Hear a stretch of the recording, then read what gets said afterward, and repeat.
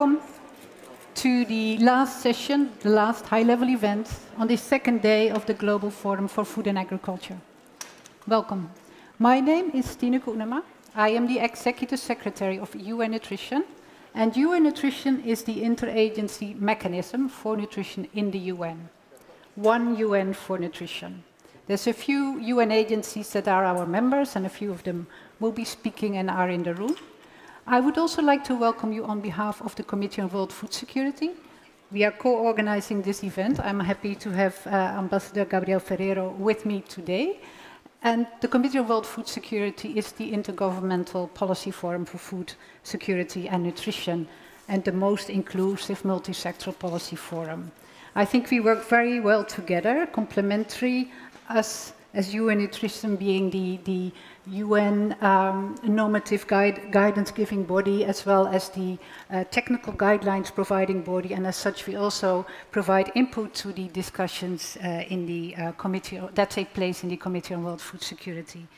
So welcome again, welcome to this event on coherent policies, efficient actions, how to address the global food crisis. Before we go into the event, I would like to make two comments. Today, in fact, I'm very pleased because today I heard several people speaking about healthy diets and nutrition. And that's very important because in this event we also would like to make the point that we are not just speaking about food systems, we are speaking about food systems working for people, working for healthy diet, working for nutrition. We all heard about the numbers of people that are hungry. Those numbers are daunting. But it's not just being hungry, it's also being about children being malnourished. It's about 149 million children that are stunted. They are not tall according to their age. 45 million that are too thin, and 39 million that are in fact overweight, so too fat. So we speak about several forms, all forms of malnutrition, not just about hunger. And we want to discuss with you how we can food systems be transformed for better nutrition, for better diets. That's one point I wanted to make. A second point I wanted to make before we go into the panel is we discuss crisis, but also, and we discuss the interconnectedness of these several crises, climate change, conflict, post-COVID. But even regardless of the crisis, we already had the issue of food insecurity. We already had the problems of malnourishment. So what I like to do today, and my panelists will also help me with that, to look at how we can make sure that while we're addressing the problems caused by crisis, we also look at the longer-term solutions, so bridge, make that connection between long-term and short-term interventions. Okay, that's enough from me. I would now like to go to our very good speakers. So we have a panel of 3 ministers, and also we have one UN colleague who will be speaking from online. And we also have, as mentioned already, the chairperson of the Committee on World Food Security. So, Gabriel, the floor is yours. Gabriel Ferreiro is the chairperson of the Committee on World Food Security, and he is also ambassador at large for global food security at the Ministry of Foreign Affairs, European Union and Cooperation of the Government of Spain. The floor is yours. Thank you very much, Tineke. Excellencies, dear colleagues and friends, thank you for joining us today here in Berlin at the GFFA. It is great to be here finally in person after these hard years. And I'm very pleased to warmly welcome you to this high-level panel on coherent policies, efficient actions, how to address the global food crisis that indeed we have co-organized together with UN Nutrition, as my dear colleague Tineke just said. And with warm thanks, of course, to the GFFA and very especially to the German Federal Minister for Food and Agriculture, Minister Özdemir, for hosting us here today. And thanks to the panelists. Once again, it is such a great pleasure to have the opportunity to hear about policy responses to the current food crisis through multi-sectorial approaches implemented in support of the food systems transformation as well, from Excellency Esteban Valenzuela, Minister of Agriculture of Chile, from Excellency Mariam Al-Mehari, Minister of Climate Change and the Environment of the United Arab Emirates, from Excellency Kobenan Kwasi Adjumani, Minister of Agriculture and Rural Development of Côte d'Ivoire, and remotely from my dear colleague, Dr. Maria Neira, Assistant Director General at the World Health Organization. So, dear colleagues, we have repeated this thoroughly during this day and a half, and for sure tomorrow ministers will do so. We meet in an unprecedented moment of global distress. We're facing a multidimensional crisis, including a global food crisis in a way that we haven't experienced for decades. And we all speak about the multiple crises that are overlapping, from the COVID pandemic to the conflicts, protracted conflicts in many cases, to the climate and biodiversity and soils and poverty emergency. And of course, the aggression against Ukraine that has exacerbated an already very dire situation. Stineke, you just recalled some of the figures of this situation, and recall also that this very concerning numbers were already there before the outbreak of this last part of the crisis. You didn't mention, however, that of course, and following the SOFI, the State of Food Insecurity report of the United Nations, over 3 billion people are unable to afford a healthy diet.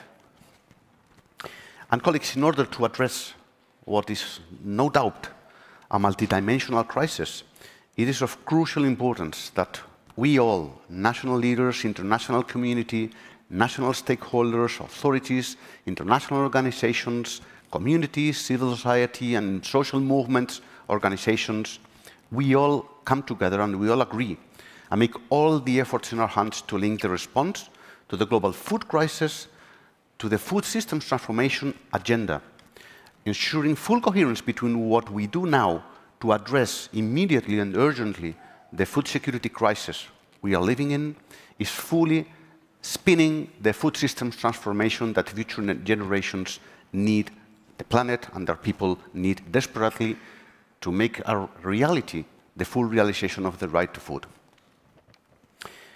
Furthermore, this policy fragmentation needs to be addressed in order to promote coordinated responses to this food crisis, because the most vulnerable people around the world don't have the luxury of time for duplication or of lack of coordination among ourselves. And this is why last year the Committee on World Food Security co-convened at a high-level event in July in New York with the President of the General Assembly on coordinating responses to the global food crisis. And we did this in support and supported by the Global Crisis Response Group of the United Nations Secretary General, which is so important as well within the United Nations system to foster this global coordination. And during that event, following so many hours of conversations at a ministerial level, the co-chairs, the President of the General Assembly and myself, summarized 6 priority clusters of actions that must be taken together to raise ambition and to deliver concrete actions. And the first one was stepping up humanitarian assistance. The humanitarian response needs to be secured in this situation for those that were already actually in need, in dire need, to alleviate the immediate suffering. Second, an urgent need to stabilize markets and commodity prices, release strategic food stockpiles and fertilizers into markets, minimize hoarding and other speculative behaviors, and avoid unnecessary trade restrictions to immediately restore, to the extent possible, the availability, accessibility locally, and affordability of food to enable people, all people around the world, to realize their right to food. Third, encouraging local food production and consumption of a more diverse and locally produced and distributed crops and food everywhere, supporting and protecting smallholder and family farmers, cooperatives, and small and medium enterprises. Fourth, restoring the availability of inputs, including fertilizers, of course, and ensuring affordable access to inputs by smallholder and family farmers, and not just large-scale producers. And this should go, of course, hand in hand to improving the efficiency on the use of fertilizers, of energy, and of other inputs, and unleashing the full potential of agroecology and other innovative approaches for sustainable agriculture.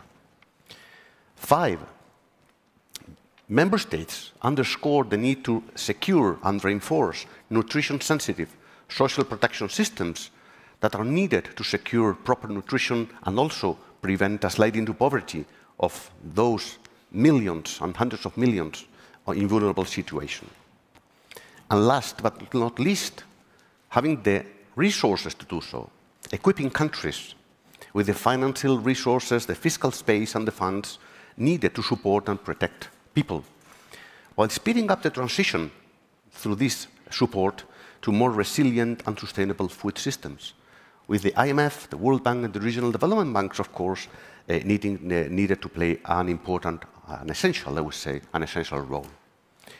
And around these 6 areas or clusters of actions, since July, fortunately, a lot has been done already in many areas. More needs to be done, of course.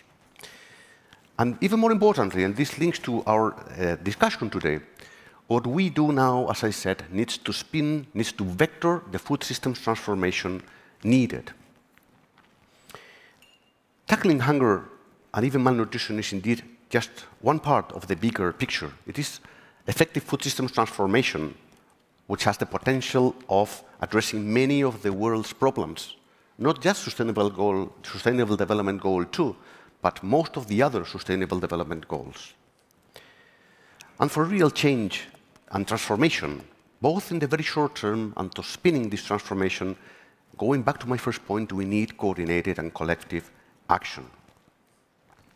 This is why platforms, such as the Global Crisis Response Group, such as UN Nutrition, or such as the Committee on World Food Security, that include the voices from the ground, the voices from organizations, the voices of the business community, they foster the coordination of the United Nations system around the same priorities, are so important.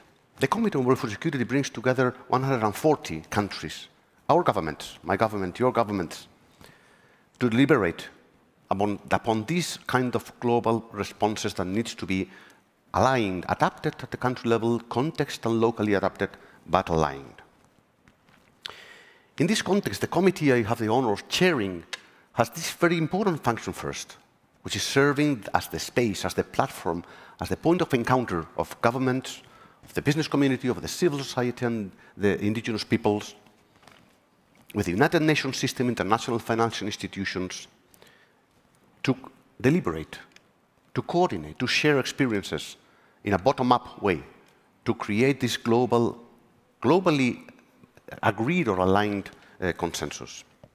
And the other role of the committee is providing, after usually extensive and complex processes of negotiations, which is the nature of intergovernmental committees, certain globally agreed recommendations, globally agreed guidelines, globally agreed frameworks of action.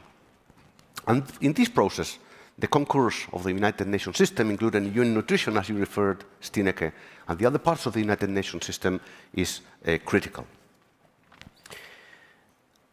Today, this panel is just one example of the excellent cooperation between member states, the stakeholders, the different stakeholders, the community-based organizations, the United Nations, and governments. Recently, the committee agreed on voluntary guidelines for empowering young people to engage in agriculture and food systems transformation for food security and nutrition. Also recently agreed on voluntary guidelines to foster food systems for proper nutrition. The voluntary guidelines on food system and nutrition, they are called. These guidelines use a food system lens to support countries in their efforts to eradicate hunger, adopting this systemic perspective.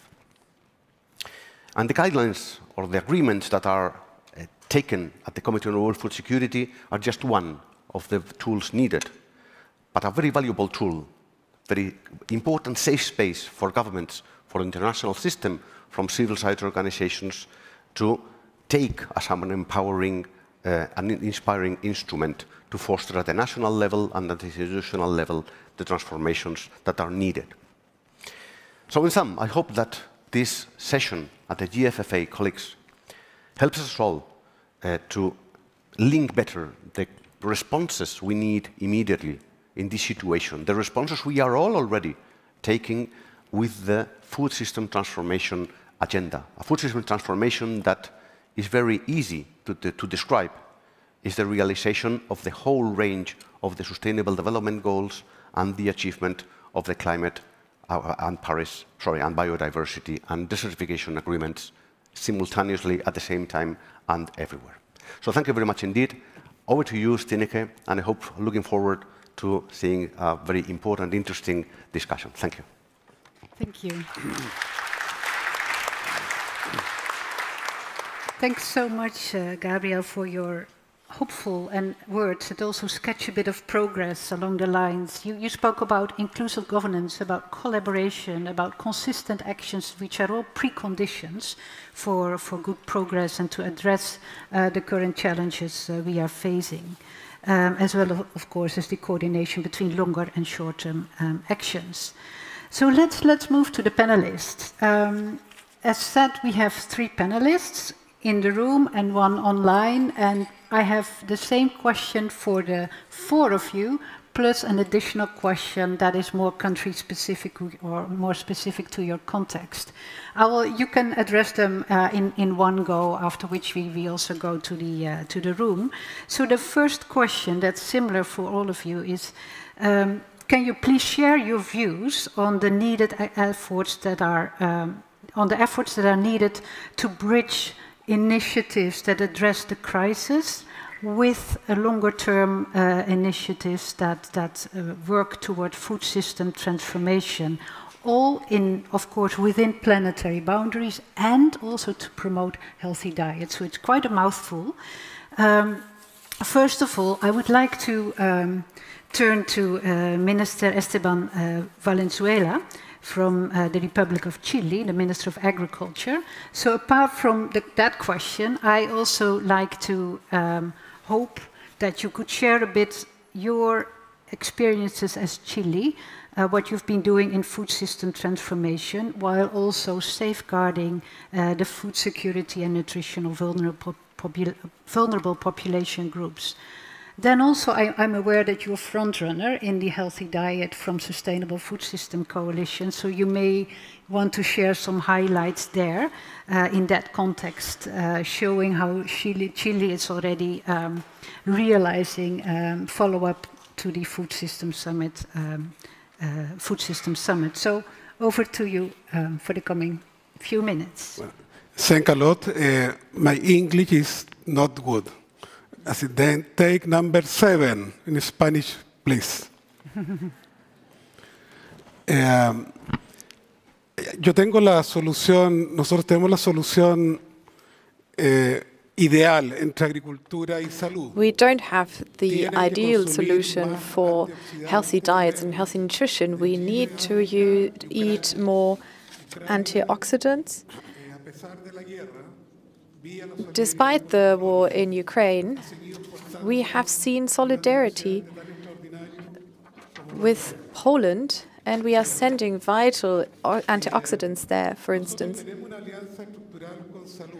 There is a structural alliance for healthy diets, for nutrition. Chile is the country that has a large number of people that are overweight. So what does that mean? People must exercise more, they must eat more healthy food. We need to have healthier diets. The government of President Boric therefore launched an alliance, including the most important suppliers in the school catering system. We have more fruit and fresh fruit in school catering, and we often say this or stress this particularly, there are shorter cycles, shorter paths for local produce, and of course that is also a great help for local producers, which is something we are proposing too. And secondly, Chile is very strong when it comes to exporting fruit. This is a contribution also we make for white meats.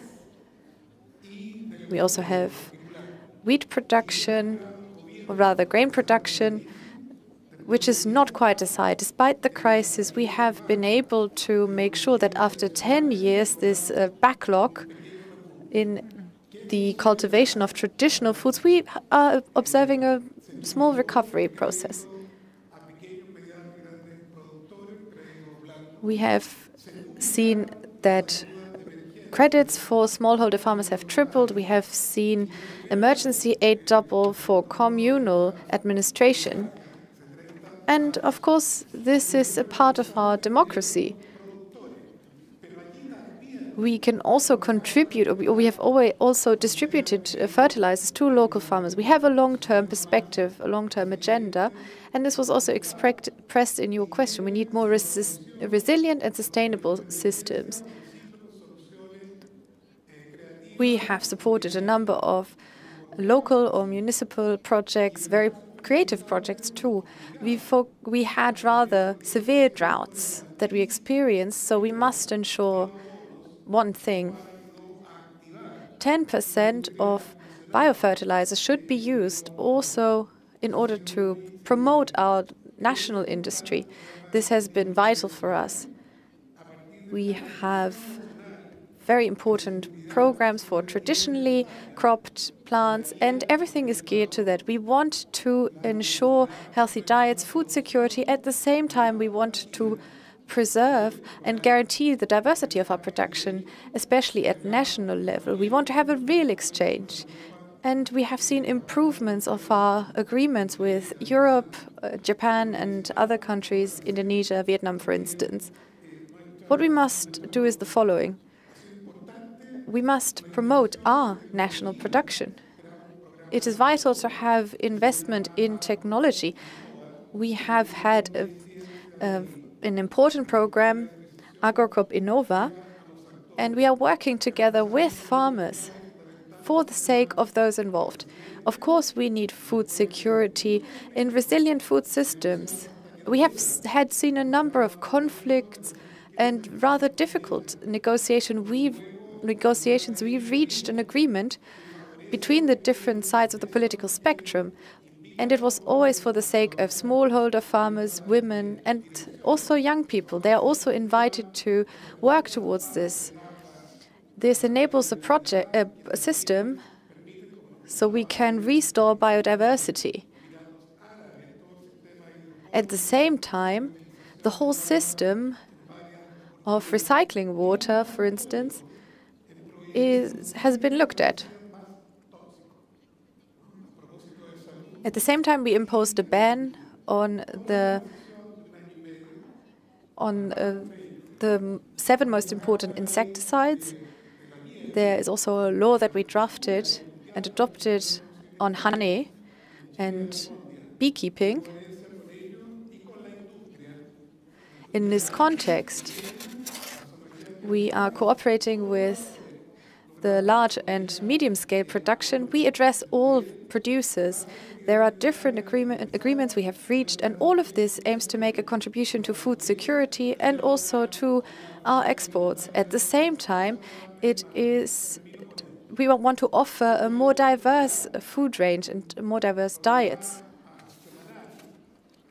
There is a weekly program that we have. It is called Better Nutrition, depending on the season. You need to eat healthy. This is what we say in our language, in Spanish. It is good, it is affordable, and healthy. In Spanish, all of these words start with B, in English, however, not. We engage in partnerships with local producers. We show them what the best products are each week, and we accompany these programs. We want to show, or rather we show how you can save money, use less calories in cooking, and I think this is a good outlook.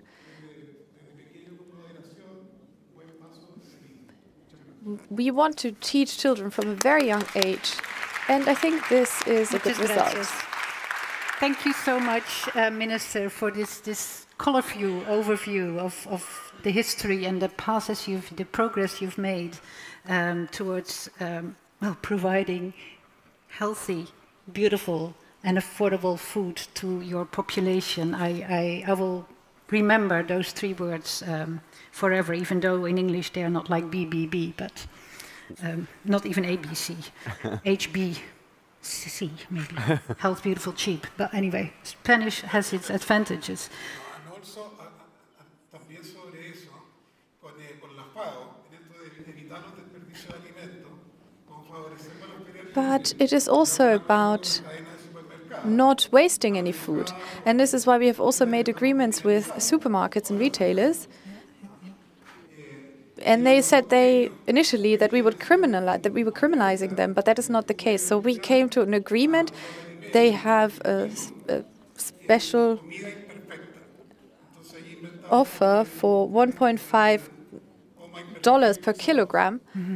Of Thank you for that vegetables addition. and fruit, and we wanted to make a healthy in your contribution a few very important words: collaboration, localized production, diversity, diverse production, but also you mentioned not just food security, but also food sovereignty.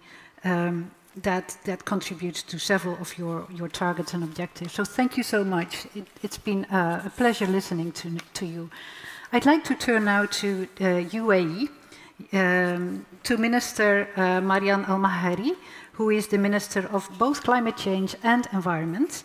And apart from that overall question, if you still remember it, I would also like you to maybe address what is your experience in the transformation of systems to promote healthy diets, all within planetary boundaries, but also what are UAE's specific efforts to support food transformation in the global, regional, and local or national arena, also maybe referring to COP next year. And finally, how you look at nutrition and the interlinkages between nutrition and environmental problems, issues. So the word is yours. The floor is yours. Thank you so much. Thank you for having us. Thank you to UN Nutrition and CFS, with whom we work very closely with. And we just also want to say that we're a big supporter of the voluntary guidelines, which we follow. Talking about long-term plans, I did mention this yesterday. The UAE has a national food security strategy. And with this, just again, every country will have its own way of doing things because you have your own challenges, your own resources.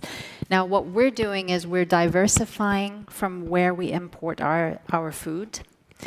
Number 2, we are increasing local production using technology and innovation. Number 3, we are enhancing our nutrition, and here I'll delve into some examples. Number 4, we're looking at making sure that in a crisis we are okay. We've got national reserves. We've put in a system, and basically this was really enhanced through COVID, and making sure that when we have a crisis, we know what we have to do. And number 5 is food safety. Making sure that any food that's eaten, that the foodborne diseases or the number of people who are affected by foodborne diseases is basically 0. Then, of course, there's the subjects of data, making sure you have good data. This is really important. Do you know, I'll just give you an example. Through COVID, because we import a lot of food, you can imagine how nervous everybody was. Is food coming into the country? And real-time data was so important here. So we had to know in all the places where food comes in, because every food item has a HS code, we had to get a list of what usually comes in at that port of entry and make sure that that food's still coming in. For example, with one of our neighboring countries, we suddenly noticed no fish was coming. And we thought, oh my gosh, what's happening here? Few days passed, and this was with our neighbor Oman, and they said, yeah, we cannot send the driver with the truck because when he comes through the border and he comes back, he has to be in quarantine for 2 weeks. So we devised between our countries a certain way of doing it so that the fish comes back into the country. So this is just to give you an example of how important real-time data is. Then, of course, the research and development. And here I can only also agree with what His Excellency said, looking at crops that suit your environment.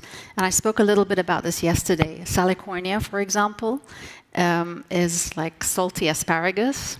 A lot of people don't know what that is, but it's a vegetable that you can put into your vegetable dishes, you can put it into your smoothie, you can put it into your bread, into your crackers. And this grows using salty water. So what we did is we brought the farmers, we brought chefs, and we brought some private sector companies who work in the crackers and crisps sectors, and we brought them together to see how can Salicornia be used as an ingredient instead of adding salt. So these are some of the examples of how you need to sort of encourage the stakeholders to come together to really think out of the box.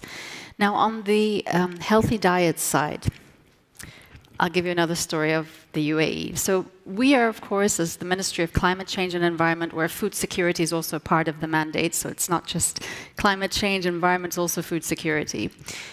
We're always talking about sustainable food systems. Now, who's in charge of nutrition in the UAE? It's the Ministry of Health. They're the ones that are making the nutritional guidelines. So I went and spoke to my colleague, the Minister of Health, and I said, we really need to combine what we're doing. Let's encourage healthy diets from sustainable food systems. And then he goes to me, I don't understand what sustainable food systems are. None of his team understood. So we had to do some workshops between our two ministries. I'm giving you, these are live examples of why it's so important to have these kind of coordinated efforts, because we can still see that we're working in silos, and especially when we start to bring food with climate, with environment, so many aspects have to be put together. So the first, let's say, few weeks, we had to train each other's side and the Ministry of Health's team of what sustainable food systems actually means.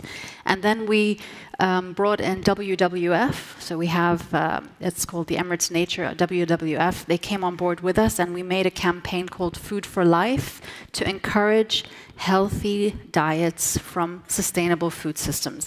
This was a new term. Nobody understood what it means, so there's a lot of awareness that we have to do.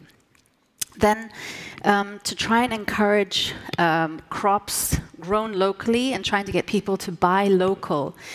The UAE has over 200 nationalities. Everybody that comes to the UAE loves to buy their own food. But we have to change that behavior. We have to encourage them to buy locally. How do you change that? First of all, it must be affordable. Second, it must taste good.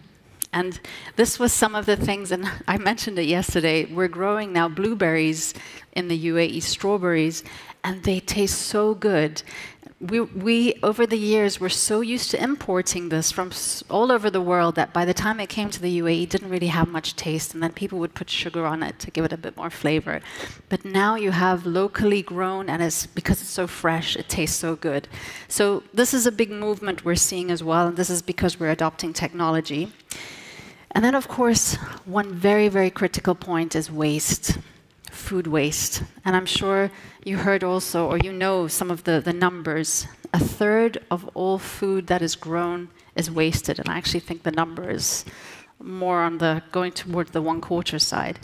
Unfortunately, the way our lifestyles are is very, very wasteful.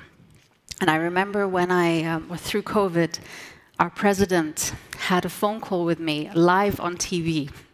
And he asked me, how are we doing on food security, Mariam? And I had to say how we were doing. Thank God we were doing good. We had no, the shelves were filled. We had no, so the main food items were there.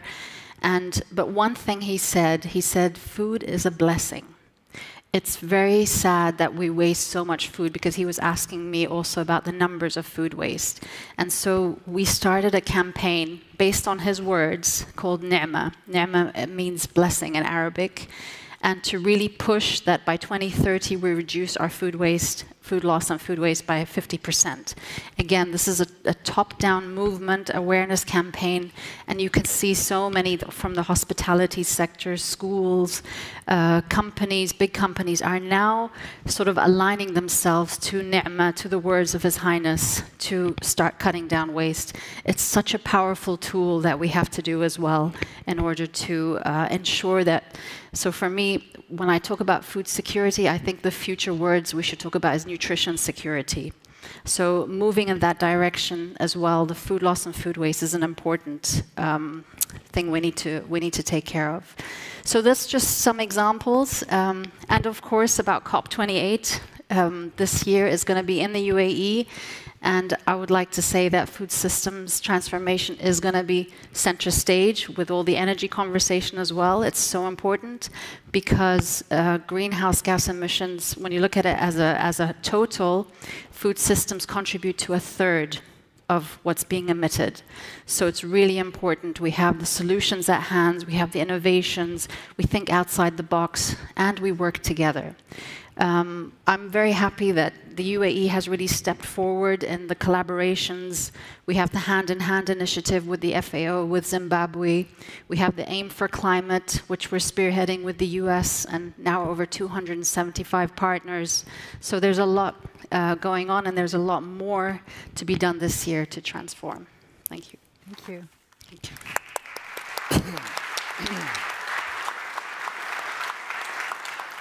Thank you so much. Again, a pleasure to listen to you and the examples you provided, the real data examples, but also the way you explained how you've been learning together among ministries in order to improve food and nutrition security. That, I think, is an example to all of us. In order to get out of your silos, it's helpful if you learn together. So it's not me telling you or you telling me, it's together finding out what we should do. So let's move on now to our next panelist and move to Africa, to the Minister of Agriculture and Rural Development of the Republic of Côte d'Ivoire, Minister Kwasi Djoumani. Apart from the overall question, you might remember, I think it's also interesting to, if you could share your examples from Côte d'Ivoire as being one of the leading countries in the African Union Year of Nutrition. You are contributing to cross-sectoral collaboration, and how does this support your country to improve food security and nutrition of vulnerable populations? You may have some lessons and challenges to share with us. Please feel free to speak in French.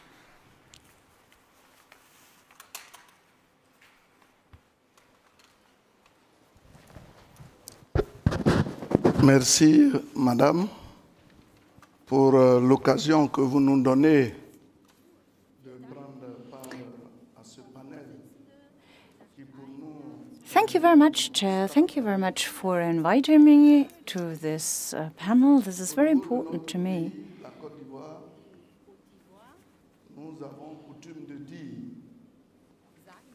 In Côte d'Ivoire, there is a saying that the success of Côte d'Ivoire is based on agriculture.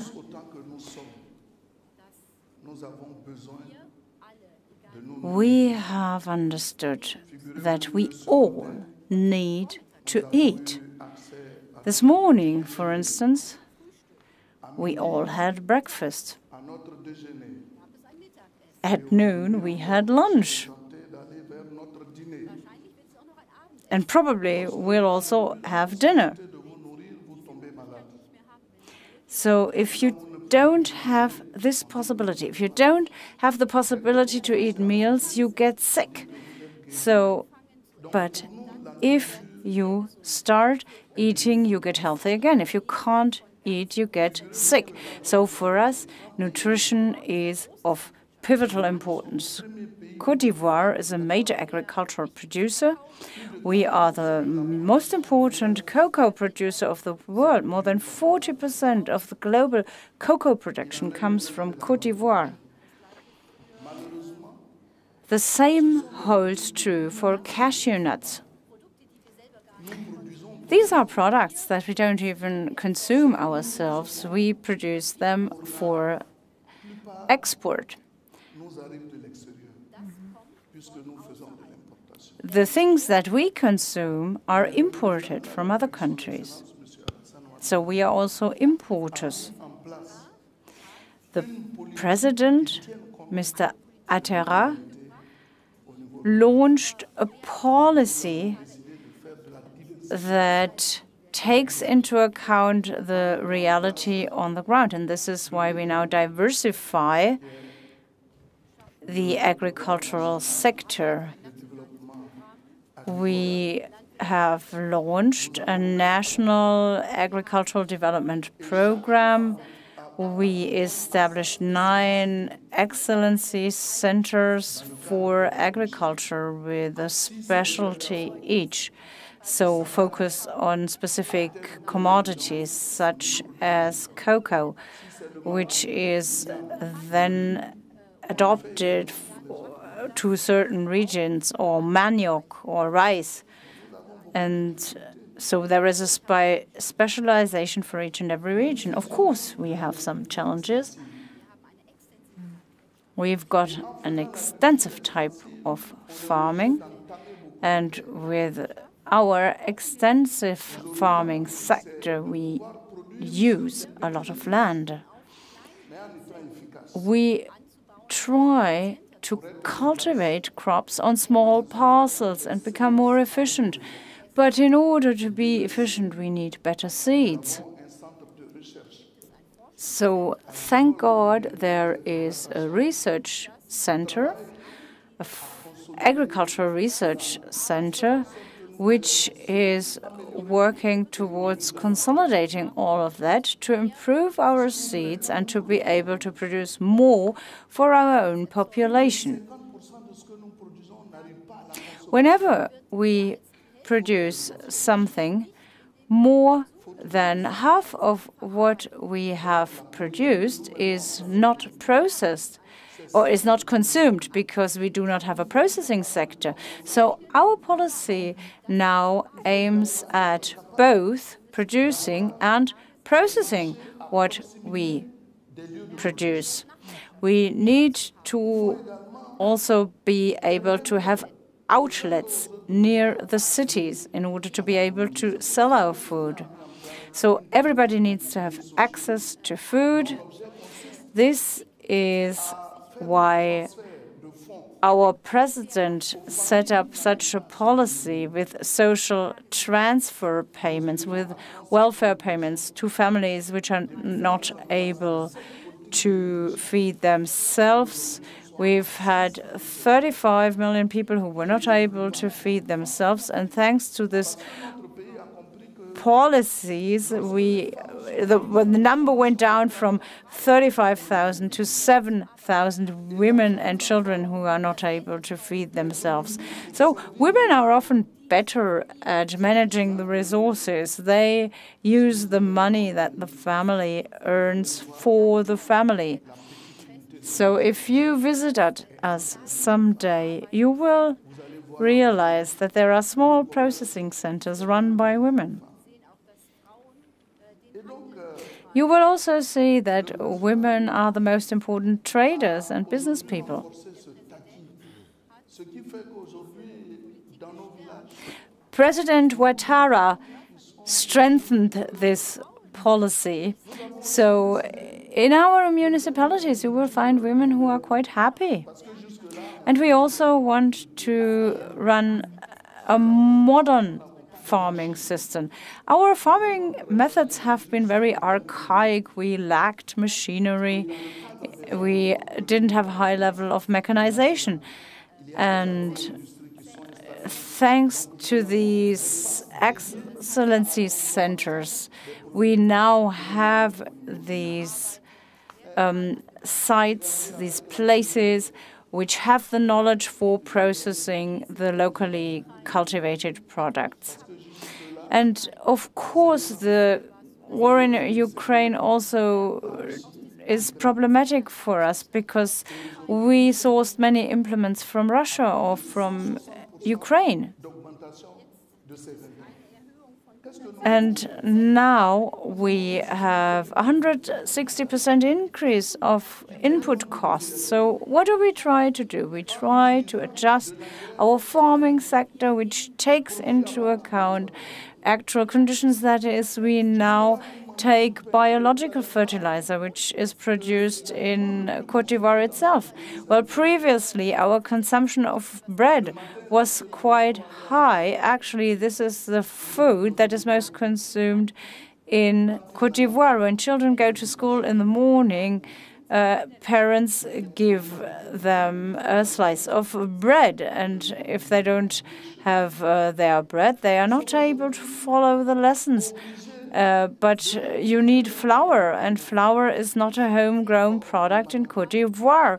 And therefore, we need to concentrate on local products such as maize and manioc, because experience has shown us that you can bake bread with maize and manioc. And that's what we do now. So we have learned a lot during the crisis. We have implemented new ideas, and President Ouattara set up a new center and a new National Nutrition Council. And we have taken a step further. We set up a National Nutrition Council for infants. So these are all things that are of basic importance. And also, we set up centers of excellence with the World Food Programme in order to combat hunger and malnutrition. And all these are elements to promote nutrition security, because nutrition is really the most defining topic of the global agenda, because otherwise we won't be able to survive. And we African countries need to work together, but we have no agricultural machinery. We don't even have a change of generations, because children go to school, but often they have to work together with their parents. Previously, we worked on the fields together with our parents. And I am very good at tackling a hoe, but at using a hoe. But now we need machinery. Now we need tractors. Well, Côte d'Ivoire has quite a high level of precipitation, and the raindrops are collected in order to use them. So we have a high level of precipitation, but we do not have the possibility to collect the rainwater. So we have to learn this. We have to get better here. So we need a better water policy, because then we would be able to cultivate crops all year round. Merci beaucoup. And Côte d'Ivoire is a hub for the trade of food in the entire region, and therefore it's very important that we get better here. And yet another very powerful example, country example, how you sketched the road from being more food security prone, a few, let's say, commercial crops, and not so much la nourriture, the food crops, but then also following the crisis. And again, you shed light on how you learned from the situation and moved from maybe import-oriented to also local production in order to nourish the population. Thank you so much for these examples. I would like now to go to Maria Nera, who is hopefully still online with us. Maria Nera, she is the Assistant Director General at Interim at the World Health Organization for healthier populations and universal health coverage. She's also Director of Climate Change and Health. And I'm very excited to have her with us today, as one of our UN Nutrition members, but also as WHO to really bring in the health aspect in this agriculture forum. I know some of the panelists here already alluded to health, nutrition, healthy diets, but I'm also very proud and honored to have WHO on our panel today. So apart from the overall question, Maria, would you like to tell us a little bit about the importance of multisectorality to address the policy fragmentation, and also how we can use mutually reinforcing forces of nutrition, health, and environment? Maybe you can give us some examples there. Over to you, Maria. Thank you. Thank you so much, Stineke, and thank you all the distinguished speakers. I've been enjoying a lot hearing from you with passion what you were saying on a very, very pragmatic examples and really extremely good initiative. So I have been enjoying really a lot these conversations. Thank you very much for inviting us. You know, at the moment, I mean, we have one mission as UN, as governments, as a society, one mission, which is to make sure that we nourish our people while we do not destroy the planet, because we needed the planet to keep our survival on it. This looks at a very, very simple mission, but at the moment, I'm afraid we are not able to deliver on that. We have over 3 billion people who cannot afford a healthy diet. And that represents almost half of the entire population. Sometimes when we give a figure, we don't realize the proportion, the dimension, the magnitude of this figure, which is absolutely fundamental. Not only we are not able to provide healthy diets to half of the world population, but at the same time, and this was mentioned by Minister Marian, we are 30% of the production of food is going into waste. And we need waste that we need to manage. We need to do something properly, not to further destroy the planet. And at the same time, we are certainly not contributing to what we are supposed to do, which is the reduction of emissions that are contributing to the global warming. So clearly, we need to change the system, the food system we are using at the moment. I like it very much the 3 Bs, and being Spanish myself, I understand very well what it means, the Ministry of from Chile, when he says bueno, bonito, barato. I think we might need to use now as well the 3 S, this time in English, which is food security, food safety, and food sustainability. There is no other way. I fully agree. We need healthy diets from sustainable food systems. And I agree very much on the need to further collaborate and discuss between the Ministries of Agriculture and the Ministers of Health. The Minister of Health will be very knowledgeable of what a healthy diet means. How to provide that healthy diet will be normally in the hands of the Ministers of Environment, Ministers of Agriculture, and this is something that we all need to embark on it and having a more holistic approach. I've been trained as a medical doctor, and therefore we used to have this holistic approach to the human body and understanding that it's not just a question of fixing a little health problem. You need to have a comprehensive view of the human you have in front of you to make sure that you don't fix one thing while creating a problem on another end. So this holistic approach takes us to a sustainable food system from the beginning on the use of fertilizers, pesticides, on the local production that has been so much stressed here is so important. And that will contribute as well to the economy of a country, creating more jobs, creating an economy that will reduce the inequities as well.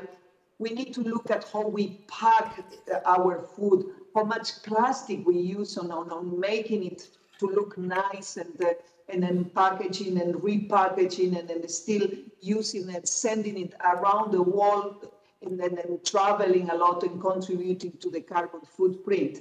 I think though most of the initiatives that you were describing are extremely important, and for a health point of view, we are very keen on promoting that. You know, we are going to COP28, and it will be hosted by the Emirates. So I'm hoping, I'm sure that it will be a very special and impactful COP. And I know that health and food will be one of the key priorities. So this is a fantastic opportunity to make sure that everybody understands that health can be the motivation for having more action on climate change, because health is the one that will be benefiting enormously from all the initiatives that we need to take to tackle the causes of climate change. Here in WHO, we call it the health argument for more climate action. And we are saying that there are 3 enormous health benefits that will come from the effort on reducing the causes of climate change. One will be the acceleration to renewable clean sources of energy and therefore reducing air pollution, which is killing us in an incredible way. The second one is about the sustainable food systems. That will help us to increase enormously the access to healthy diets for our population, and that will reduce the mortality, will reduce the undernutrition, will reduce the population facing micronutrients deficiency, and a healthy, well-nourished person, we know that this is the basis for a good development, economic development, and a society that wants to have a sustainable future as well. So this alliance between health, environment, agriculture, climate change, One Health is all so well connected.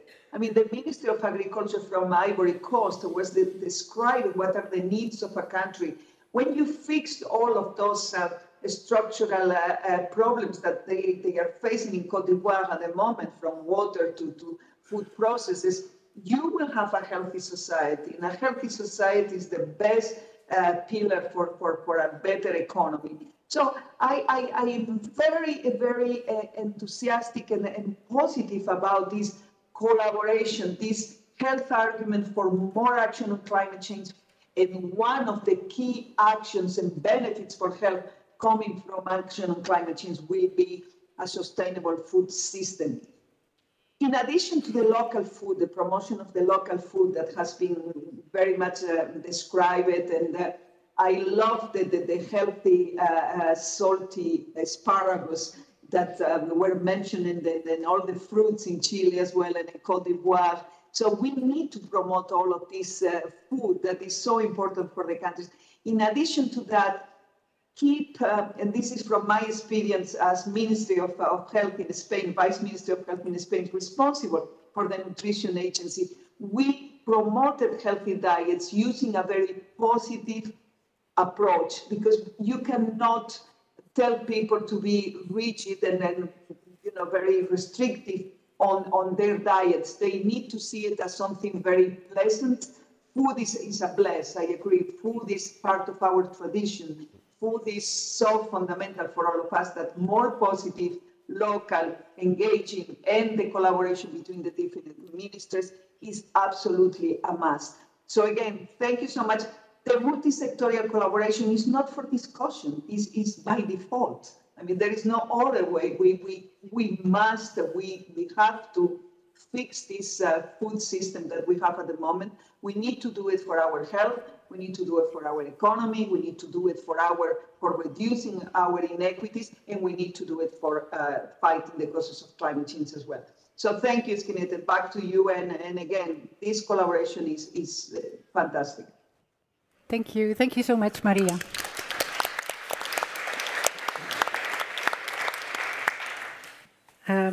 Again, I just want to highlight one part of your contribution, that positive approach, not saying thou shalt not do this or that, but rather have a positive approach to promoting healthy diets and to enjoy food that should be beautiful. Food is a blessing. Food is tasty. Food can be fresh. And all these positive connotations, it's part of our culture.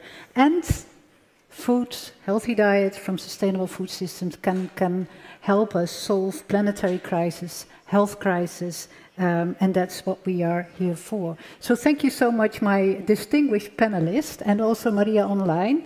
I'd like to go to the floor now for a few, we have gone a bit over time, so maybe we can go even a little bit after 5, for a few contributions from the floor. While you think about either your comments or your questions to the panelists, I'd like to invite a few people who are sitting just in the first row to make a few very brief comments. I don't know if maybe Michael Fakri, Special Rapporteur, would like to start, maybe a few minutes, take the floor. Thank you.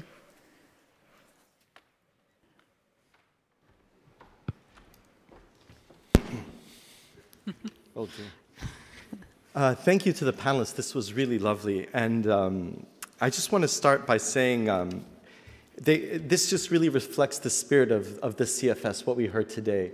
You know, part of food is it's a blessing. It's also a sense of hospitality. And all my interactions at the CFS, it can be very intense. Debates can get very passionate because we're talking about food. But there's always a sense of hospitality. And I think this panel really reflects that today. We've heard about the necessity of working together because of how our food systems are interconnected. But something that's crucial, we're still in a food crisis. We're still in a pandemic. Even if the pandemic ended tomorrow, even if the war in Ukraine ended tomorrow, we're still in a food crisis.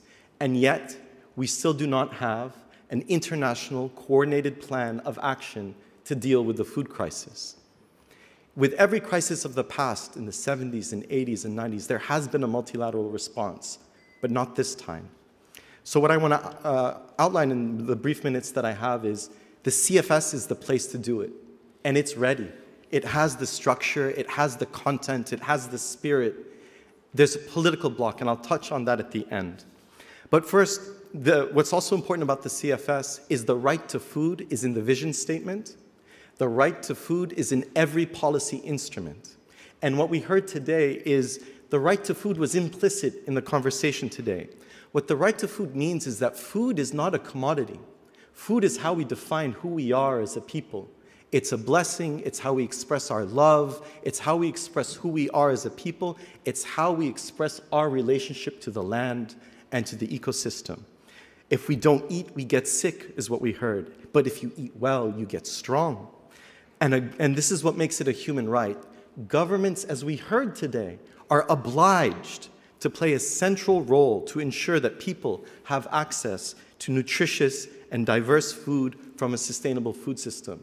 It can't be left just to market forces. And we saw when government plays an active role, good things can happen.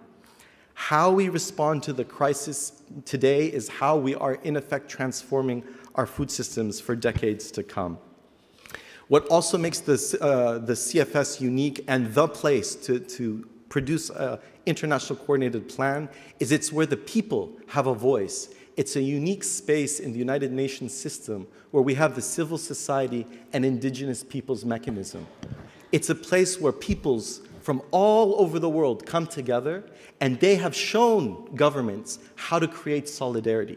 The people are already doing it. What other space can a peasant from Palestine, a Sami herder from the Arctic, and a worker from Brazil come together and find a common position and put it forward in a practical, tangible way? The CFS is where this happens. What other place can we talk about the tension between trade and local production? You can't talk about that at the WTO.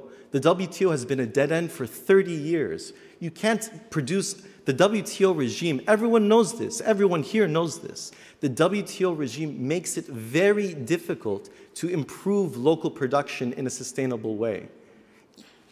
But so when we talk about trade in Rome, they say, go to Geneva. I say, no, let's talk about it in the CFS.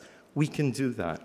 Change requires new relationships. What I love about the right to food on a national scale is it brings unlikely alliances. People are forced to talk to each other when we talk about food. What's been blocking it? Most countries know that we need to work together.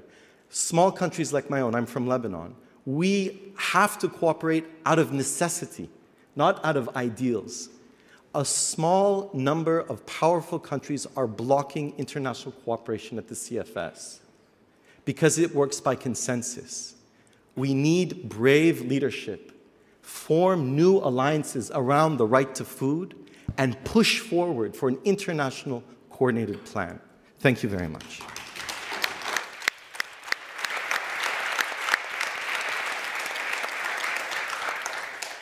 Thank you, Michael. So apart from food being pleasant, a blessing, and all these positive things, it's also a right, and right comes with obligations. I don't know, Maria Elena, Deputy Director General from FAO, would you like to enlighten us with a few words as well? Thank you. Good afternoon to all, Excellency members of the panel. Let me start by what has been said. We have a writer from Mozambique. I don't know if you have heard about Mia Couto. And Mia Couto said that cooking is an act of love. It's not a burden. It's a way to express your love to the one who will be eating the food. And I think is what you have said today, all of us around this table, that we need to express this love for the people. We are bringing the food for the people. We are giving access to food. You refer to the right to food, but to giving access to healthy diets. It's not only to have food. We have food everywhere, but it's a food who has a value and who can bring nutrients to the people that are eating it. But unfortunately, our food systems are not bringing what we are discussing here. Food for all and healthy diets for all. And it has been said that we need to transform our food system to be more sustainable and to be more productive. But unfortunately, we have still 3.1 billion people not having access to healthy diet. And this is what we need to change. And we are in a paradox. It has been referred by my colleague from WHO, that we have people food insecure, they don't have 3 meals a day, and we have obesity at the same time. And as the Excellency Minister from Chile referred, how to solve this? And I think diets are important for human and for the planet when we talk about healthy diets. But diets have to bring nutrition, but to have to be linked to the environment nexus. We need to bring sustainability to our diet. And then we are talking about the food system are also the key drivers of climate change. They are drivers, but they also have the solution. And now, how we can have food systems that are sustainable, are resilient, and can bring us the solution to what we are discussing here.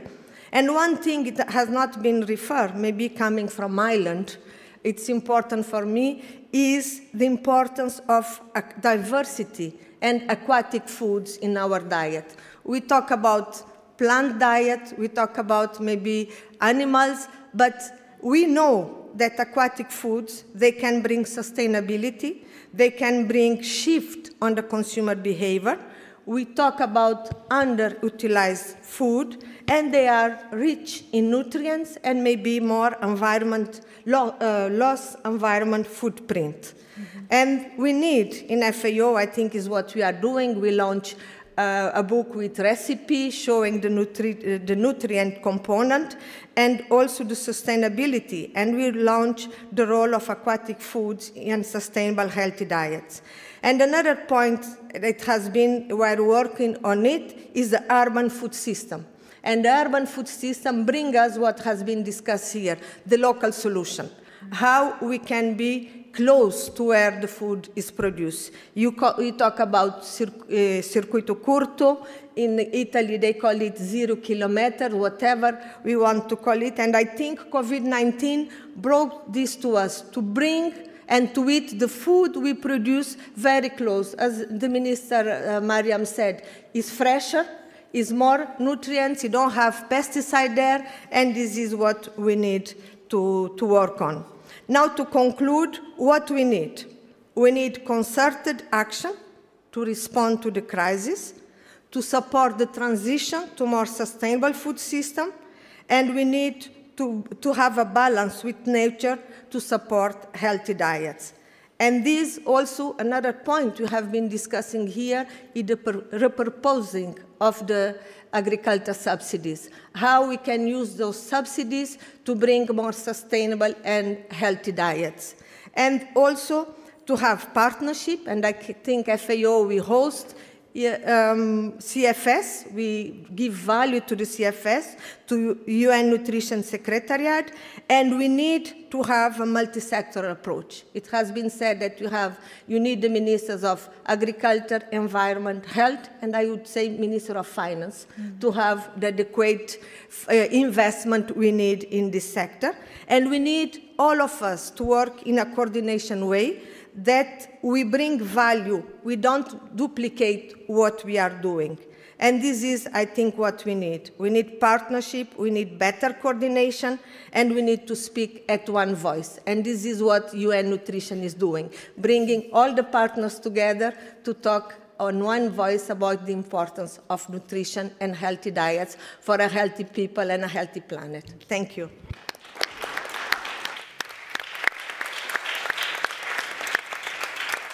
Thank you so much, Maria Elena, specifically also to mention diversity and the untapped potential of aquatic foods that could really add to the solutions we have at hand. I have one more contribution from the floor. Martien van Nieuwkoop, who is the Global Director and Agriculture Lead of the World Bank. Food Global Practice of the World Bank. Please, you take your 3 minutes and try to stick to 3 minutes, because I'm sure there will be... Very good. Well, thank you very much. And I think this is a great panel. I mean, great introductions and a lot of grounds covered already. Now, the title, of this event is ensuring coherent policies and efficient actions on how to address, the global food crisis. The World Bank has put in place a $30 billion program, to respond to the food crisis between April 2022 and June 2023. And I just want to share, 4 areas that we think are of critical importance. I think we already heard a few, at the panel. The first observation, concerns the use of social safety nets. What we see, and the figures are very compelling, actually show that particularly women and children are particularly affected by the global food crisis. We see that the food security gender gap has actually increased 8 times since 2018. For every 5% increase in domestic food prices, we see an increase of 9% in stunting and 14% in severe stunting. And that means actually that investment in social safety nets, we need to make sure, that those social safety nets have clear gender targeting criteria. And of course, we need to make sure that those social safety nets need to be nutrition informed. A second observation, a critical point we see is, and it was also mentioned by the ministers, the huge increase in the price of fertilizers, which actually might make, the food security crisis, besides an affordability problem, also an availability issue. And in that sense, many governments are considering subsidies, which is probably the right thing to do, but our advice is to do this in a very smart way. It's actually target, the farmers who can really not afford subsidies. Make sure that you use the input suppliers in the private sector input markets to deliver those fertilizers, and make sure for fiscal reasons, that those subsidies are temporary. A third point also mentioned trade. We had a food price crisis in 2007, 2008. And the trade restrictions that were put in place at that time actually accounted for 30 to 40% of the price increase in wheat and rice that we saw at the time. Right now, if you look at the number of adverse trade policies and export restrictions that countries have in place, we're more or less at the same level now as at the food price crisis. So governments really need to take action to avoid putting in place, those adverse trade policies. And the bank, we're making that case also very clear towards the G20. A final point was also mentioned in the panel. It concerns resilience. What we see is that the frequency of extreme events in Africa has actually quintupled, I mean, since 1960s.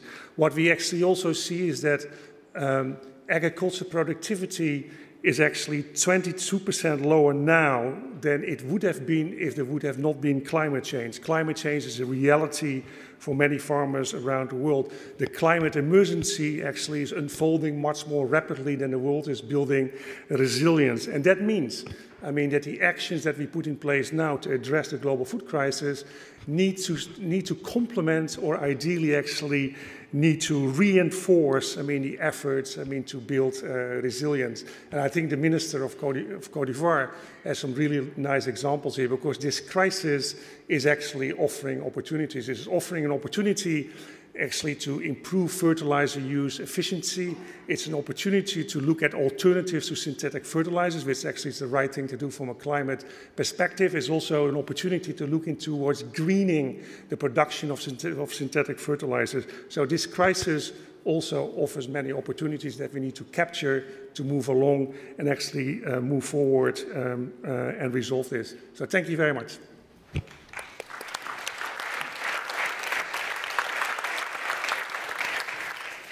Thank you so much for these additional points. I'm going to stand up for a moment.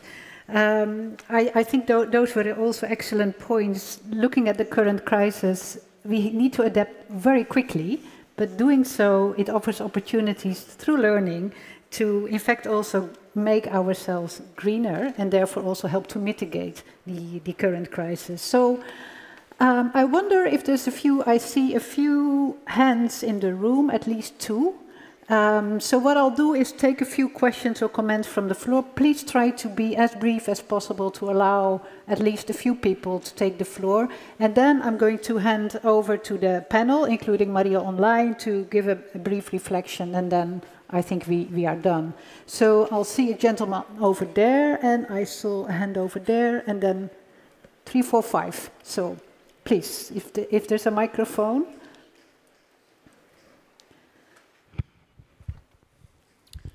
Yeah, thank you very much for the opportunity. I'm from India. I'm working in an agriculture university. The thing is, I just want to ask about, surplus management. If we consider world as one, we are facing the problem of surplus management in some countries and deficit in some other. So when we consider world as one, how we can cope up and make a strategy so that we can overcome this. This year we are celebrating UN International Years of Millets. So millets are actually climate friendly, but they are not preferred by the consumers. So we are driven a consumer-oriented policy rather than farmer-producing. So how we can, make such a strategy which is eco-friendly. Thank you very much. Thank you so much. I suggest we take the 5 questions first and then go back to the floors. The gentleman over there. Hello, everybody. My name is Tyler Short. I'm here as a representative of the International Peasant Movement La Via Campesina and participating in the Young Farmers Forum as part of this conference. Thanks for this discussion today. I would like to ask their excellencies on the position of your governments with regard to food sovereignty. Specifically, this Article 15 in the United Nations Declaration on the Rights of Peasants and Other People Working in Rural Areas. The question is, how can food sovereignty and the implementation of UNDROP be a solution to the overlapping global crises right now? Peasants and small-scale food producers are producing nearly 80% of the food consumed by humans in the world today. But peasants and small-scale farmers are also those that are living in extreme poverty, close to 80% in the world. So how can human rights instruments like UNDROP be a solution to the current crisis? Thank you. Thank you.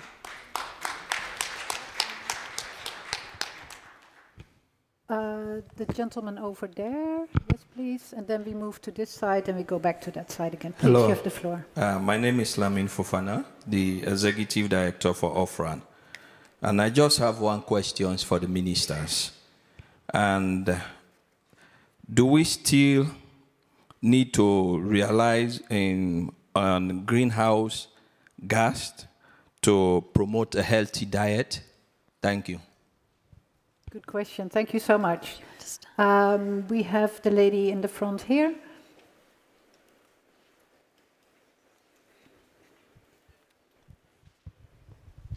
Hello, I'm Sylvie Chin, CEO of Clear CO2. We're a platform to certify and sell carbon credits for the food system, and especially focusing on small, mid-size organizations.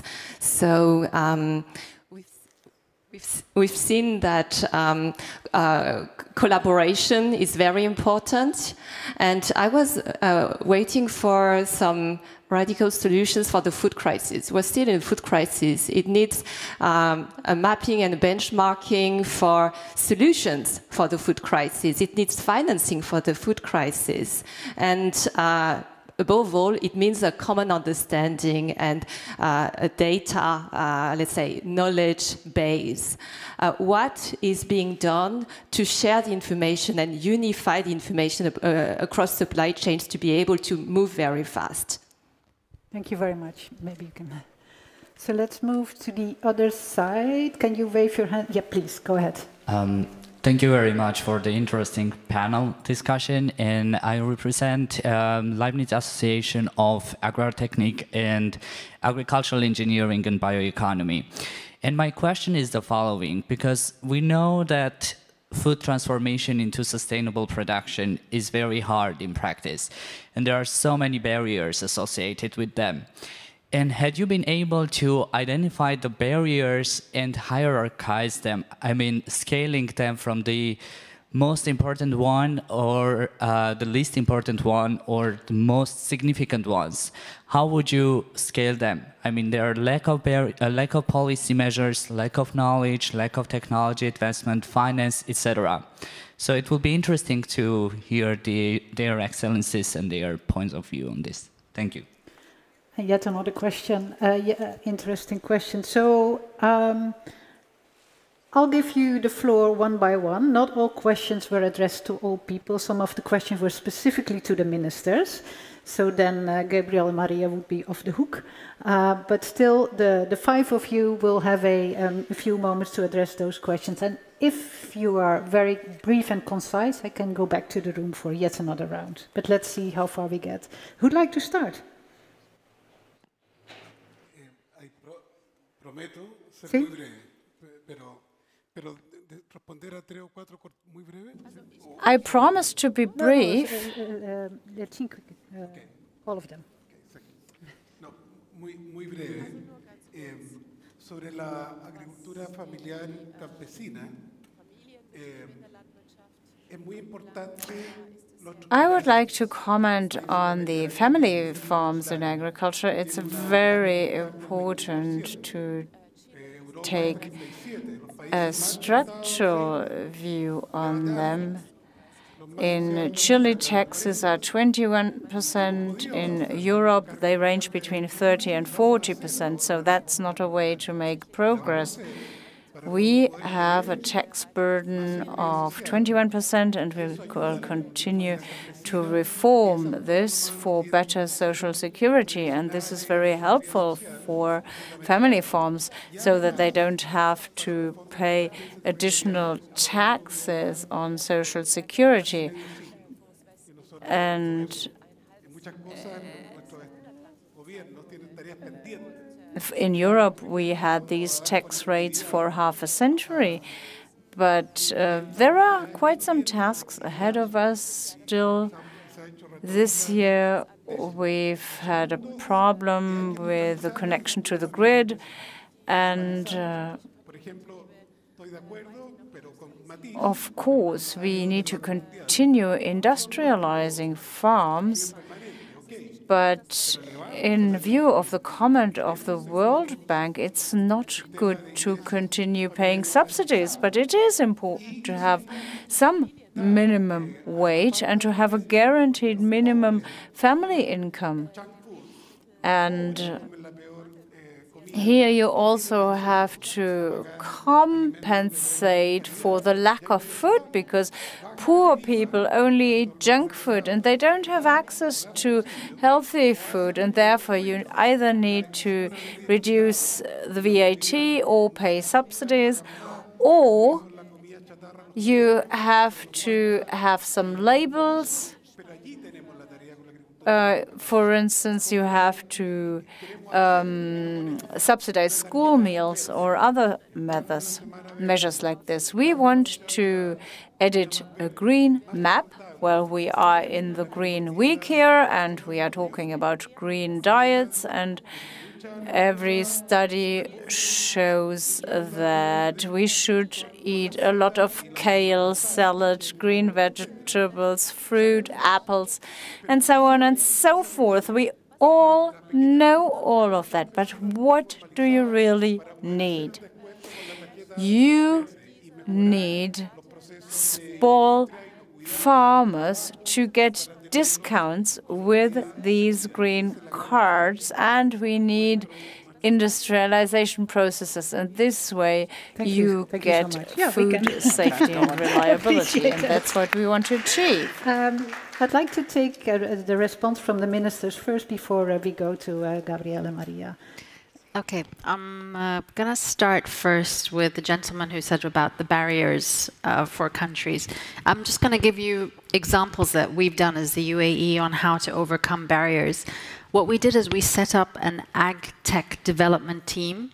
So this is federal, local authorities, private sector, youth, farmers who are traditional farmers, but also ag tech farmers as well. And we basically did a whole landscape of the blueprint of the UAE of why the ag tech sector is not growing as fast as it should. And we could see there were bottlenecks as simple as the following. So agriculture in the UAE, of course, is it's going through a big change. But for example, women who wanted to work in the agricultural space could not get a visa. And the reason was because the farms were usually located outside the cities, and it was seen a little bit as their safety. And now that farms are coming into the cities, this needed to be changed. So barriers as small as that had to be overcome. So now we have women that are actually working in the farms, and this wasn't the case before. Then there were things like when you have an agricultural license, what are all the activities you can do in it? This also had to be relooked. Then it came down to insurances. Then it came down to accessing finance. Then so many small things were identified. So we did this whole exercise within 3 to 4 months, and it came out that we had like 26 government interventions that we had to work on to open these bottlenecks and let the ag tech grow. And I can only recommend all governments that want to go through this transition, you have to understand what your barriers are, right to the investor who wants to now invest in this space and what they have to go through, what their journey is. Even I myself was surprised when we went through this, what we found. Then the radical solutions that you talked about.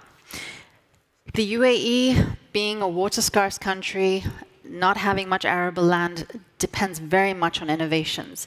And so what we did is we created competitions. We asked the global community to help us think of solutions and technologies of how we can grow in the desert and how we can grow in a clean and sustainable way. Plus, we also looked at another track, which was how we can reduce food loss and food waste. Now, we did this called the Food Tech Challenge.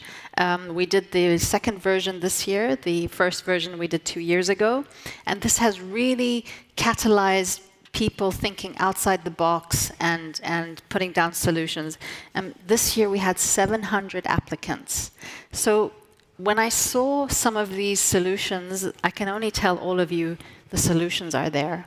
We just really have to bring it to the table and scale them up. And that's what I hope with all of you to be able to do at COP28. We really need to bring these radical solutions even before COP28. I'm working with many of the food systems experts, food systems admirers and advocates to really push innovations in this space and help countries such as Côte d'Ivoire. We'd love to reach out to you, Your Excellency, and also help and see how we can work together as countries, because it's our responsibility to help countries that are in need with innovations. And innovations don't have to be expensive things. They can be really simple things that are just a little bit different than usual that someone hasn't thought of. And we also need the farmers from all segments to help us with this, because actually they have such brilliant ideas when you bring them to the table.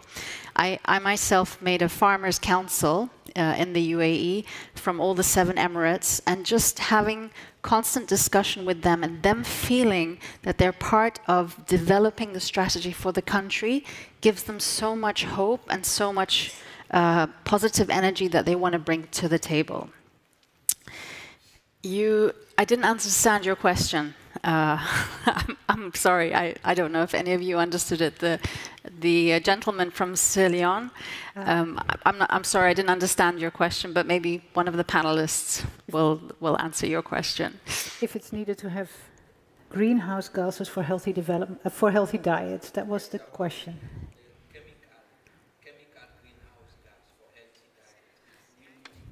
So the chemical fertilizers, maybe. Okay. Okay, I will let somebody else answer that. I don't have the answer for that one. Then there was the eco-friendly strategies. I agree with my colleague, His Excellency from Chile, that labels are really important, and I feel consumers are much more interested now to understand where this product is coming from. People are now asking for who's the farmer behind this product, and I think this is what's really driving now regenerative farming, of course the organic, sustainability, clean farming. This is all really important. So those were my ideas. Thank you so much. Let's move to Côte d'Ivoire. And I think also we still need an answer about for the millet question, so maybe that you could also take that one into account.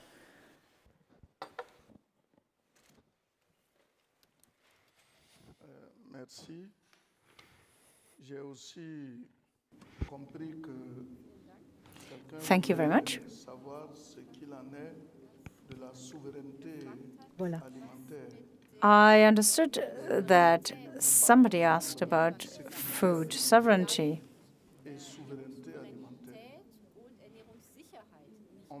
Well, food sovereignty and food security shouldn't be mixed up. You can have food security and you can have everything available that you need, but it has either been produced in your own country or it has been imported. Whilst food sovereignty means that you yourself are able to produce what you consume and that you are no longer required to buy food from other countries.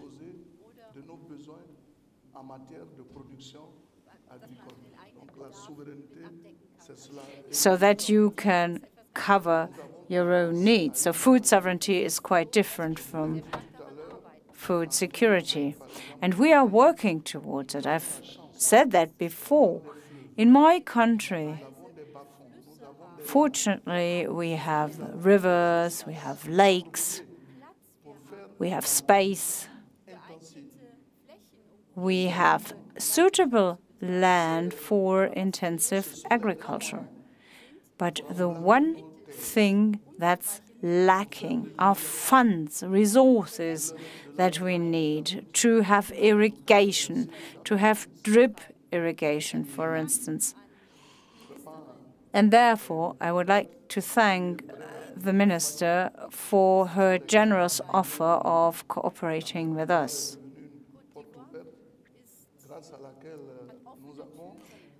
Côte d'Ivoire has opened doors,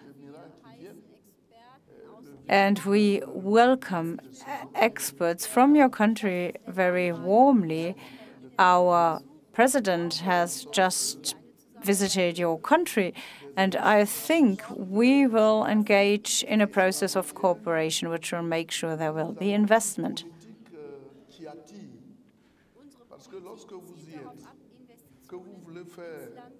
Our policies aim at attracting investment. If they produce if you produce, if you consume, you need agricultural machinery. And they are tax exempt in Côte d'Ivoire because this is our way of helping those who want to invest in our countries, that they don't have to pay taxes on agricultural inputs. So if you want to invest in Côte d'Ivoire, you are warmly welcome because we want to make sure our food sovereignty is achieved.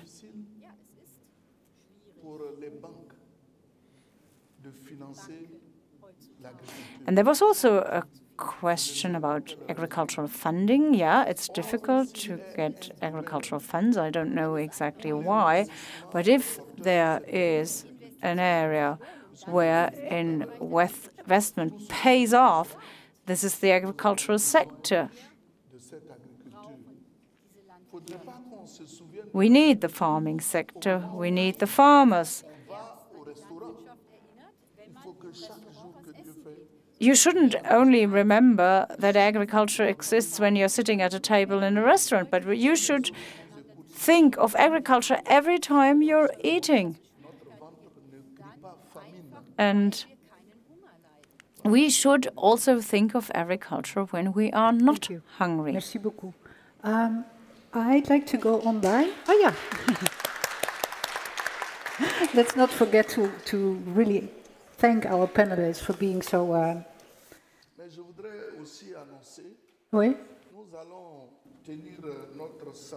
And I would also like to announce that we will have an agricultural trade fair, which is called SARA, from 29th of September 2023 to 8th of October 2023. So I would like to invite all countries and all ministers to come here. So for me, this is the occasion to invite you to come to Côte d'Ivoire, and you will really have a great Brit there. And Madame Semedo has already been to Côte d'Ivoire, and she will confirm that our country is really a great country and worth visiting. I think you made it very clear that agriculture is worth the investment. And me, as a nutritionist, I always like to add that nutrition is also worth the investment. So let's bring those two together for good investments. I believe you wanted to make one addition, right? Very brief, please. Solo un minuto, porque Yes, just 1 minute.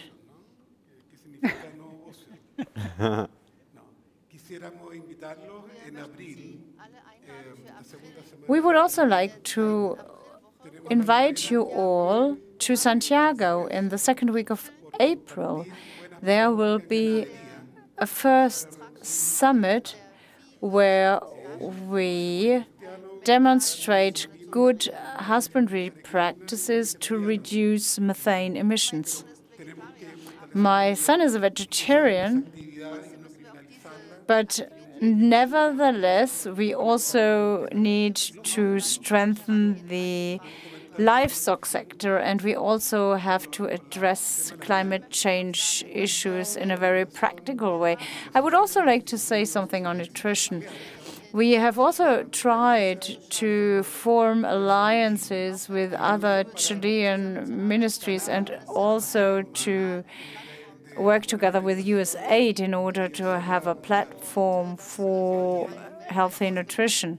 And we should we should upscale these platforms so that they can be set up at a global scale. We need constant exchange, constant education. Not everybody has cable TV. We need mass media information campaigns in order to support the development of the agricultural sector and of local producers. So but we can talk about this at a later date. Maria Nera, for a few final comments, and then I'll give the last word to Gabriel. Thank you. And once again, I'm accepting the invitation to go to Chile, to the Emirates, and Côte d'Ivoire. I think it's a very nice invitation. Once again, stressing the importance for health of having sustainable food systems. There are so much to gain. Imagine that we have sustainable food systems as a change now, as a contribution to the COP28. We will be then mitigating the causes of climate change. We will be then contributing to a better development and economic development of our people. And of course, the health benefits will be enormous. So for us, an enormous collaboration and dependence of the importance of having sustainable food systems, and ready to provide the health argument to accelerate this transition to systems of production of our food that are not only contributing to nourish our population, but to make them then healthier, contributing to the well-being, and of course, not destroying the planet. Thank you. Thank you, Maria. Gabriel, over to you. Yes, concluding words from my side. Well, first, thank you so much for this such an amazing and exciting discussion and insightful. This is the Committee on World Food Security as it operates. So add one more date to your calendar. It's the plenary of the Committee on World Food Security in October. I hope to see you all there. We'll continue discussing and also negotiating between governments, listening to people, which is extremely challenging. But we deliver as well at the committee, government together with all stakeholders. This year on empowering young people in agriculture, we are still working on women's empowerment and gender equality. And we hope next October, this year, to see you all there. See you, Minister. We started the COP moment last year with the Minister of Agriculture of Egypt, who had addressed the plenary. We are going to call it the Sharm to Dubai moment, and I hope to have both ministers so that we go to see how food security and climate change is being addressed together. Because, colleagues, it's a lot about connecting. It's a lot about connecting challenges, agendas, solutions, institutions, and this is at the end what we now call systems thinking. So hope to see you very soon and continue talking about how empowering family farmers through climate resilient sustainability solutions, deliver on the right to food, and learning from Chile and other countries how you're providing social protection and all the other elements. And at the same time, this is the boring side, negotiating an agreement between governments. Thank you very much indeed. Over to you, Stineke. Such a pleasure. Thank you. First of all, a big thank you to our panelists. I really appreciated your contribution. It was a pleasure listening to you. I need to apologize to you in the room because I had wished to give you a second round, an opportunity for a second round of comments and questions, but I'm afraid we have run out of time. So maybe a few final last words also from my side, very, very, very brief. I think what we've been able to listen to this afternoon is the need for food system transformation, for better environment, better health, better nutrition, better people. And I believe that what we have also heard is that the concept of healthy diet or healthy diet from sustainable food systems brings us a tool. All of you sketch several steps in your countries, in your own experience, how you can use transformation and promotion of healthy diets in order to transform food systems for better health, for a better environment. So that's one comment, healthy diets. The other one is that, yes, there was someone in the room who said we need change and we need urgent change. But sometimes that change needs to be sudden and immediate and quick. I take it because we live in an emergency. But on the other hand, we can also take sometimes incremental steps, and I've heard so many examples of doing so. And the positive thing I felt in the room this afternoon is that there's a lot of openness to learn from each other. And despite the very daunting and complicating situations we are sometimes living in, we use our intelligence and we use it to turn around the system for the better. I've heard it from Côte d'Ivoire, I've heard it from UAE, I've heard it from Chile, I see it happening in the Committee on World Food Security. Maria was alluding to it with her various examples as transformation and bringing in the health argument. So that is very, very positive. And of course we have the challenges, the finance challenges, the trade challenges, but I believe with this positive spirit in the room, we can tackle them. We can discuss them in the Committee on World Food Security, maybe in other rooms as well, but we can tackle them for the transformation of food systems, for healthier diets, for healthier people and a better environment. Thank you so much. Enjoy your evening and hope to see you again. And I believe you filled our agendas, right? With all these invitations.